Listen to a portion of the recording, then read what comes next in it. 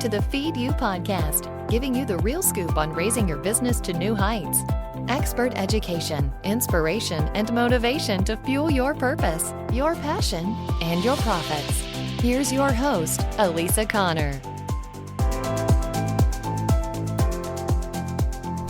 Hello, and Merry Christmas from the Feed You podcast. If you are tuning in today, you are a diehard fan, and I am very grateful for you. It is, in fact, Christmas Day when this episode comes out, and whether you celebrate Christmas or another holiday, I just want to wish you the very best today and all throughout the rest of this year and into next year. This episode is one that is near and dear to my heart, and I thought it really prevalent to talk about it right on this special holiday. So this year has been a year of discovery for me in my business life, in my personal life, and just overall. And one of the things that I'm really proud of that I have worked really hard on is tuning into my intuition, my inner guidance. Some people would say your connection with God, your connection with divine, your connection with spirit, all of those different things. And I have found that when I do connect to that inner voice and really listen, the most amazing things happen. And so I want to encourage you with this episode to tune into your intuition and see where it leads you, because I think you'll be pleasantly surprised and almost astounded by the things that happen and show up in your life. So I wanted to share a few stories with you, and then I also have some tips for you to know how to tune into your intuition, because a lot of people don't know how to do that. And they haven't really felt what that feels like to have the surety that something bigger than you is guiding your actions and your next steps. So first, let's talk about a story. So I've been working on tuning into my intuition for a long time. As I've mentioned on this podcast before, I start my day every day by meditating for either 10 to 20 minutes. And I've done that for a long time. But I got really intentional about it. And sometimes when you meditate, your thoughts just don't stop. And so I really worked on slowing down my brain and tuning into my breathing. And when I started to do that, the first time I really noticed and paid attention to my intuition and had a specific result was when I went to my conference with my live mentor in October. And a very specific story was I didn't know anybody at this conference. So it kind of made me leap outside of my comfort zone, because going to a conference with 600 people and you don't know anybody can be pretty intimidating. And so the first night there was a mixer, and it was very unofficial. It wasn't really part of the conference, but just everybody that was there said, hey, I think we had a Slack channel. Somehow it was either a Facebook group or Slack channel we were communicating. And the message got out that, hey, if you're in town and you're checked into your hotel already, come meet us in the bar for drinks. So I just kind of wandered around a little bit because I didn't know anybody and I felt a little bit weird. And I had met a gal that rode from the airport with me to the hotel, but she had some other things she needed to do in the afternoon, so I really didn't know anybody. And so I decided to go down and I started wandering around, and then I saw a bunch of people coming out and I'm like, oh, I bet those are BBD people. And so I went and found them and started up some conversations, and they were really nice. And had a glass of wine, and then, had probably about half an hour, 45 minutes of just general conversations. And I knew that there was a dinner planned, and there was some angel people, I don't know, who decided to coordinate 4 different dinners in the Facebook group. And so there were 4 different restaurants you could choose from, and I chose one that was by the ocean because I wanted seafood. And I was like, I'm in California, I'm having seafood, because in Colorado our seafood is pretty much terrible at most places. So I was walking out to go meet another couple of people to share a ride to the restaurant, and I saw this girl sitting there in the restaurant, and she had her menu, and she was just kind of sitting there alone. I was like, I wonder if something just prodded me to go and talk to her. And it was very, like, I normally wouldn't have done that, just walk up to some random stranger. And I just walked up to her and I asked her if she was with a conference, and she said yes. And we started up this conversation. I said, well, have you eaten dinner? And she said, no, I've been sitting here forever. I'm like, you should come to dinner with us. Just come and crash our dinner. And so I ended up dragging her along. And that one moment of listening to my intuition changed the entire experience for me. And that's what I'm talking about, is just that inner voice listening just to one little quick, like I could have just walked by and I would have never connected with her. I would have not had the same experience at the conference. And I had an amazing experience because of the people I connected with. I would not have connected with the 4 other people that she introduced me to, and we would not have created the mastermind that continues to this day. And so that 1 second of just, instead of just dismissing that little voice, I listened to it, changed the entire course of how that event unfolded. And I'm wondering if that happens to you on a regular basis, because I know with me, it happens often. And do I always listen to it? Absolutely not. I'm not like perfect at this, but that's why I'm sharing it with you, because I want us to become aware of it. Because when you listen to that and you follow those little nudges, it leads you in places that really do change the direction of where you're going and aligns you with your purpose and why you're here and how you're supposed to go about achieving that. So it happened again just yesterday, actually. It was just yesterday. And I was working, I'm a contractor for another company, and I do some contract work for them. And it was the end of an event, and there was a couple that I had talked to on and off for a couple of days, and something just nudged me to find out. I knew that they were going to be spending the night in town, but they had to switch hotels because the husband was going to do some training in town, but it wasn't going to be near where the conference was. And so something just nudged me to offer her a ride, because it ended up they were going to the end of town where I live. And so I did, and it turned into this really great conversation, and we could do some brainstorming about their business, and lo and behold, it's turning into a client. And so I couldn't even have planned that. I couldn't have planned it if I wanted to. And there were all these little idiosyncrasies and synchronicities that happened with that event, with other people kind of chiming in on my behalf, that I didn't even know that they knew each other. And so that's what this episode is about. It's about tuning into those little nudges that take you in a different direction that is for your higher good. So how in the world do you do that? How do you tune into that? Because it's not something that happens just naturally, especially in our world, because we live in a very, very busy world. We are pulled in a million directions. We have things that take up our attention. And we are, as a society, very, very disconnected. And so I wanted to give you some simple steps that can get you started in that direction. And then also, I wanted to share with you, sometimes if you feel like your intuition is wrong, what can you do? And then just round it out with a couple other things that I've learned. So let's get started on the things that can help you tune into that intuition. The first is you need to be clear about what you want in your life, in your business, and in what you want, just in what you want in general. If you are really wishy-washy and willy-nilly and you're like, I kind of want to do this and I might want to do that, the universe doesn't know what to send us. God doesn't know what we want because we haven't communicated it, because we really do have the world at our fingertips. And so if we aren't clear, it can't show up. So the first step is to get really clear about what you want. Even if it's something small, like I want a hot fudge sundae.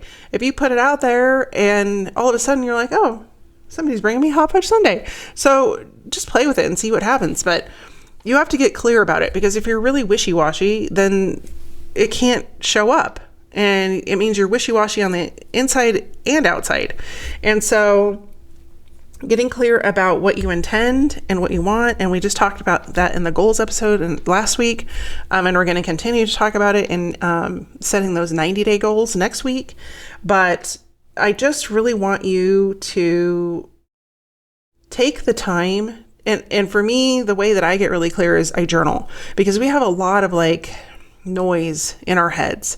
And sometimes it just takes a piece of paper and a pen or an open Word document to just brain dump all of that stuff out. And you've got to get it out, because if you leave it in your head, it just takes up space, and there's no space. There's no space for you to think. There's no space for you to come up with new ideas. There's no space for you to put it out there or clarify it or make it clean, and make it a very specific intention. So dump it out, clear it out, get it out of your head, and create that clear, concise intention of where you want to go. Does it have to be, it's not written in stone, is where I wanted to go with that. You can set that intention, but you can always change your mind. That is one of the great things about being a human being, is if you make a decision that you may want something, you have the opportunity to change your mind at any time. And God and the universe will respect that. So, but to get things rolling, get clear about what you want. And then the next thing is we need to be quiet, which I started the episode talking about meditating, and being quiet means more than closing your mouth. In fact, closing your mouth is usually the easy step. Being quiet means to quiet your thoughts and quiet all of the to-do lists that you have going in your head, and the things that didn't get done, and the conversations that haven't ended, and the conversations that need to happen, and all of these different things, and just bringing it to a stop. Again, easier said than done, but I'm hoping you will take some of the other tips that I give you at the end of this episode to help you get there. But quiet time is critical. I recommend, if you can, setting aside 10 to 15 minutes in the morning and 10 to 15 minutes at night, because if you can clear your head in the morning, it starts your day off on a positive flow. And if you can clear your head out before you go to bed, you not only sleep better, but you put your subconscious into the mode of getting what you want, and into a state of relaxation. And we know, if you've listened to this podcast for a little while now, you know that your subconscious mind controls 90% of your life. And so when we can put that at ease and we can give it something to focus on that we want, including our intention, it comes that much faster. So the third recommendation I have is to pay attention. And I know that sounds really easy, like, I am paying attention. I'm like, but really, while you're listening to this podcast, how many other things are you doing? Are you eating breakfast? Are you driving your car? Are you working out? Because when you are doing more than one thing, there's no way you can pay attention. And so, when you're walking along, do you have your headphones on? Are you on the phone? Are you scrolling through Facebook? Instead, put it away and pay attention. Because if I would have been on my phone, I could have easily walked by Michelle and never had that conversation. And the gut intuition and my inner guidance would have been ignored, because I was on my phone, because I was distracted and I couldn't listen to it. And so when you become aware and you pay attention, you open yourself up to serendipity, and you open yourself up to the universe being able to deliver to you tips and clues and ideas and things that you have the opportunity to act on. So paying attention is critical for this to work, as critical as you taking the time to be quiet. Which leads me to tip number 4, which is end your distractions. And as I said, we are super distracted. I've been reading a lot of research lately about the effect of technology on our kids, and specifically the past 2 generations, and what it's doing to their mental and emotional health. And it's kind of terrifying, actually. And so I've made it a goal in my house to really connect with my kids in a way that's not like, a lot of times people think they're connecting with their kids, but their kid's still on their phone. They're still texting. And my oldest is really the worst at this, because I'm like, put the phone down. But they are as addicted to phones and to technology as some people are to smoking.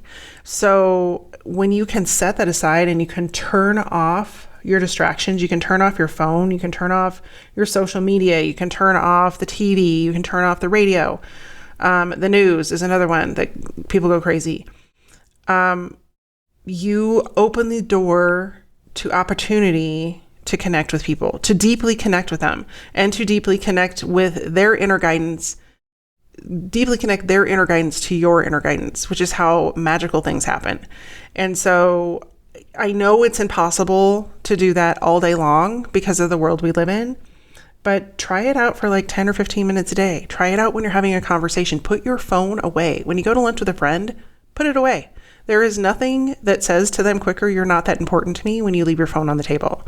And so when you consciously take that phone and you put it away and you don't look at it until the end of your lunch, you are giving them 100% of your attention.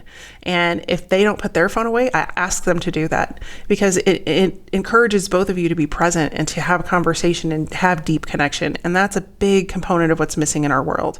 And I want to encourage everybody to recreate that connection. As human beings, we crave connection.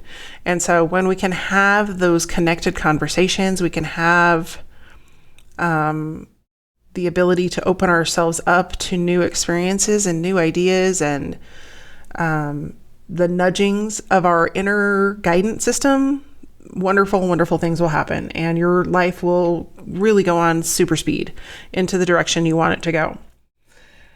So you're doing a gut check. You're checking in with your gut, because that's really where your inner guidance comes from, is right in your lower chakras. So your root chakra, your sacral chakra, and then there's one other one that's right there that I can't remember, but your 3 lower chakras. So anywhere in that kind of gut area, near your belly button, above and below, if you are feeling right there that there's something you should do, then your next step is to take action. Like, I could have walked by and been scared and not said anything, but then I would have missed out on that opportunity. Instead, I put on my big girl pants, put on my brave face, and went over and talked to somebody I didn't know. And I'm encouraging you to do that. And it may not be having a conversation. It may not be walking by somebody and, opting in to have a conversation with them or to start a conversation. It could be anything. It could be picking up the phone and making a phone call. It could be going to a networking event and finding somebody new that you haven't talked to before. It could be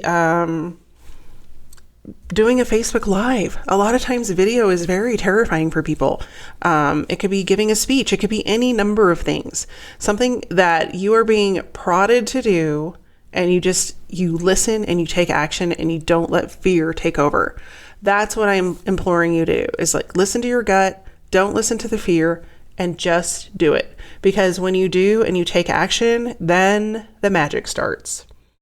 So once you take action, there is one more step that I'm going to recommend, and that is when it's all said and done and you're looking at it in hindsight. And sometimes hindsight takes a little bit. I didn't really realize what that simple action of connecting with Michelle would have meant until I got home at the end of the event. Like, I just looked at like where that led me. But immediately when I came to that realization, I did one thing. I said thank you.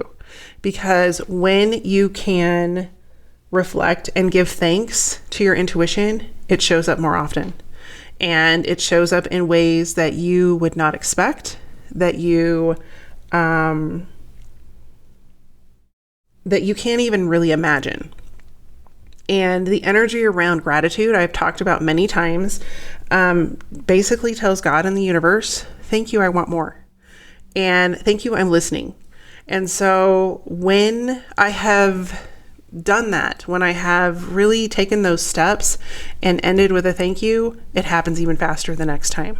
And so I had an example actually that just happened today, and it's just been a really great day on the front of like people being very kind and things they have said to me. And sometimes you say, at least I will say to myself, am I making a difference? I'm doing all of these things, but does it matter to anyone? And that has been a question that I've asked myself, for a couple of weeks. And today I got the answer in the way of, I had somebody reach out in my Facebook group and was just a wonderful, wonderful message of gratitude that I had no idea, from across the world.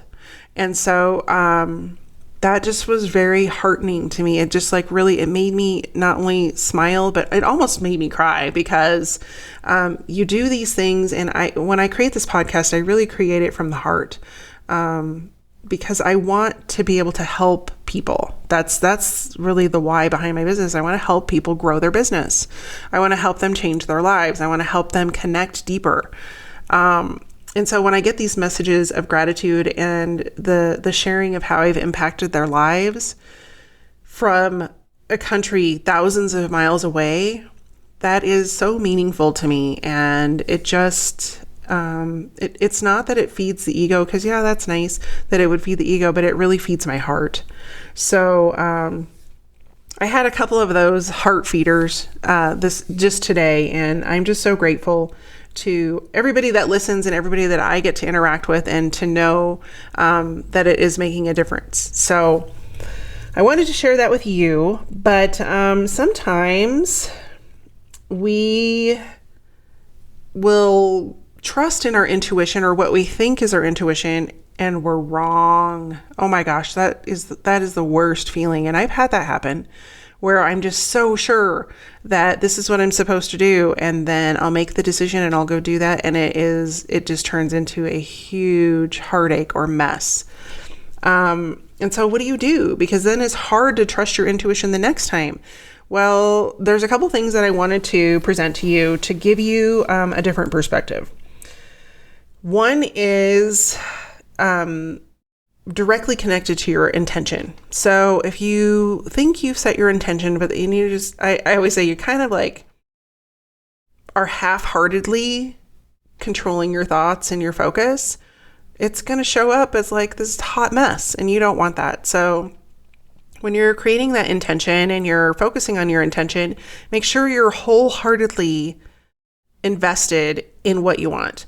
Because if you're just like, well, then you're going to get, well, and then you're going to be sad because you're going to think your intuition is broken, but really it was your intention that was broken. And energy is energy. So if you don't focus positively on what you want and believe that you already have it, believe that it's coming, believe that your success is inevitable, then you're going to get like a half-baked pie. Like nobody wants that. So you can't do it halfway. And so be mindful of your thoughts, be mindful of the energy behind your thoughts, and make sure that you're controlling them and that you're diligent about what you're thinking about. So, I have to laugh because my dad used to have this saying that, they, were Catholic. I was raised Catholic, and they'd go to church and everybody would be to church, and then people would be running out after communion. And if you aren't familiar with the Catholic Church, that you go through communion at the end, there's a prayer, then the priest does a benediction, then there's a song, and then the priest walks out, and then you leave. Well, some people would just leave after communion. And so my dad always had the saying, it was pretty funny, it just kind of came to me when I was recording this, but he's like, yeah, those same people that are just so holy in church are the same ones that run you down in the parking lot. And so how does that relate to this is that if you have good intentions, but then you run around yelling at people all day and you're in a crappy mood and you aren't controlling what's going on in your life and your thoughts, you're letting your thoughts control what's going on and you're not staying present, you're going to get delivered a pile of garbage. Because you might think that you're intending, positivity and happiness and joy and all these different things. But if you're running around like running people over in the parking lot, guess what? You're going to get a pile of garbage, because that's called karma. So, and it's called getting what you put out there. So I'm reading this really awesome book right now. I'm going to recommend it to you guys, and I'm going to put it in the show notes. But it was a recommendation from somebody I follow that does mindset work. And the book is called The Complete Works of Florence Shinn. And I just have to share this with you because I read it the other night. I was actually in a hotel room and getting ready to go to sleep. And this is one of those books that I've had it on the shelf for a really long time, probably about 3 or 4 months. And I just was like, I couldn't get with it and start reading it. And it's not you're not going to sit down and read the entire book in one night, because there's a lot to think about, and you're probably not going to read it one time. But the chapters are fairly short, but this chapter that I read is called The Game of Life and How to Play It. And I just thought it was really pertinent to what we're talking about as far as intuition. And so I wanted to read you this one part because and this is very Christian based because the author is Christian. So if that is not your belief system, because I understand that some people have different belief systems, and I am 100% in favor of you walking the path that gets you close to your divinity. So whatever that looks like for you, just substitute whatever word works for you. But it was really, I just thought this was so clear, and that's why I wanted to share it with you. So I'm just going to read this part to you because I'm hoping that it makes the impact on you that it has made on me. But peace on earth, goodwill towards man. And that is so, like, we hear it in every Christmas song. So that's why I think it's so important. I'm sharing it today because it's Christmas Day. But in Christ's message, peace on earth, goodwill towards man. The enlightened man, therefore, endeavors to protect himself upon his neighbor. His work is with himself to send out goodwill and blessings to every man, woman. And the marvelous thing is that if one blesses a man or woman, he has no power to harm him. Because when you put out the intention of blessings to everyone, that is what is returned to you. Okay, so then he goes on to share an example. I think it's a guy, maybe it's a lady, I don't know. Anyway, so the next part is, for example, a man came to me asking to treat for success in business. He was selling machinery and a rival appeared on the scene with what he proclaimed was a better machine. And my friend feared defeat. I said, first of all, we must wipe out all fear and know that God protects your interests and that the divine idea must come out of the situation. That is, the right machine will be sold by the right man to the right man. And I added, don't hold one critical thought towards that man. Bless him all day, and he be willing not to sell your machine if it isn't the divine idea. So he went to the meeting, fearless and non-resistant, and blessing the other man. He said the outcome was very remarkable. The other man's machine refused to work, and he sold his without the slightest difficulty. But I say unto you, love your enemies, bless them that curse you, do good to them that hate you, and pray for them which spitefully use you and persecute you. In other words, love and goodwill destroy the enemy within oneself. Therefore, one has no enemies on the external. There is peace on earth for him who sends goodwill to man. And I just thought, wow, it just gives me goosebumps because that's so clear. It's like the enemies that exist don't exist outside of ourselves. They exist first inside of ourselves. And when we give them energy and we give them power, then they exist outside of us. So when you're creating those thoughts and when you're focusing your energy on those thoughts, make sure that you are full-heartedly doing them with joy and compassion and with purpose of what you are here to do. And so I wanted to end this episode with a couple of tips for you to get connected directly into your intuition. And so number one is you need to find a way to be quiet. And I recommend meditation if you have a hard time meditating or are new to meditation. That I have referenced Insight Timer several times in different episodes. It is a free app you can get for your phone, whether you have an Apple phone or a Google phone or Samsung. I don't know what the other one would be, but a non-Apple phone, you can get the app and it's free. Do a check-in with yourself to make sure that the intuitive guidance you're getting, if you have a mishap, do a check-in with yourself to see if the guidance you're getting could be possibly misinterpreted by you. Like, was it intended to be one thing and then you looked at it and you just already placed your interpretation over what was really happening, and that wasn't really what was intended.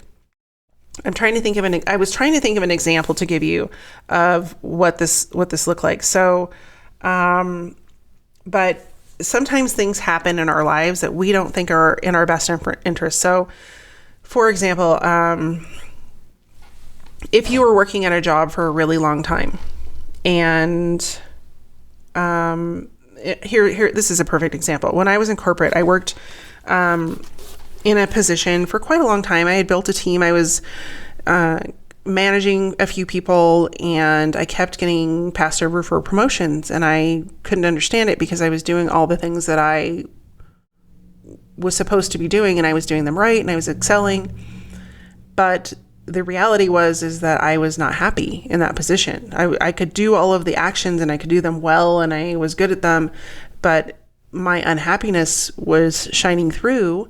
And because I was unhappy, it was reflecting to the powers that be that I was not interested in being in a better promotion or a better position. And so really that was a blessing that at that time I couldn't understand. And the blessing was that was the beginning of me realizing that I would never be happy in a corporate position, that I was an entrepreneur at heart. And so given the opportunity, this was another intuitive moment for me that I was not even aware of at that time. It gave me the opportunity to start my own business while I still was working there and start building up all of the assets that I needed to start that business. In the meantime, I started to see what was happening with higher management. People were being let go. People were being moved into other positions and positions being eliminated and not refilled. And I was like, oh, I see what's happening here.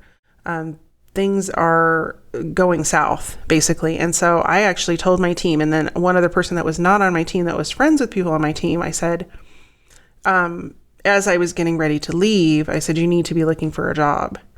And they were like, what are you talking about? Things are great. And I went back about, 3, 4, maybe 6 months later. That person actually came up to me and they said, how did you know? And I said, because the writing was on the wall. Positions were being eliminated. People that were in powerful positions were being transferred or let go. And I said, it was, the writing was there, but nobody wanted to see it. And I could see it because I was leaving.